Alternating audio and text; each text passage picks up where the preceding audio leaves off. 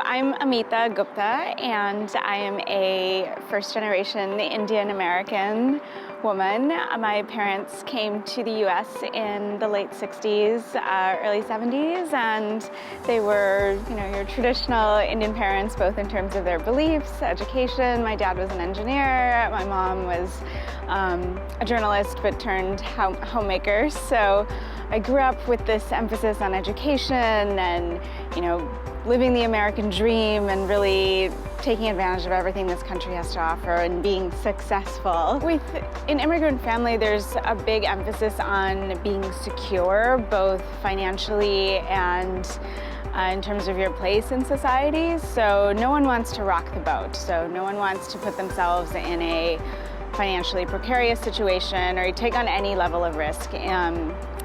Immigrants are very risk averse, and understandably so. I think that some of the biggest roadblocks were that fear of, not achieving a certain level for a lifestyle. And, if I were to one day have children, how would I provide for them? If I ever wanted to have a house, how was I going to buy it? And all these things of what if this X, Y, or Z doesn't work out? And it took a long time to think of it as, well, what if it did in a different way? I remember one thing that we talked about in the first couple meetings as I was still thinking, okay, this life that I want for myself is probably really not possible.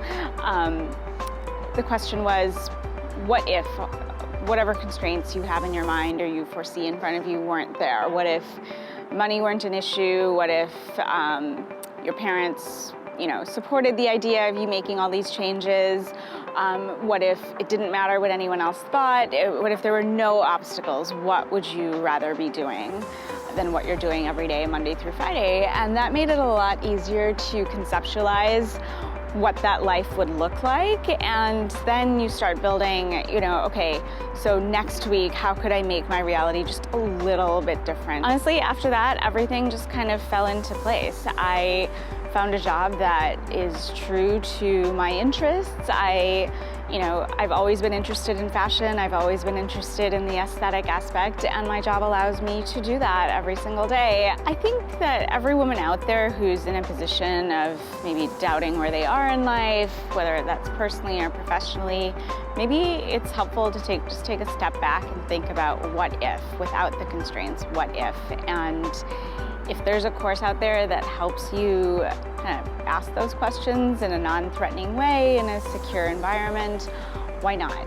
Just think about what could be. No one's saying that you have to make the change tomorrow, but once you just start letting yourself open to those ideas, which then transform into opportunities and then can transform into realities, then the world is your oyster.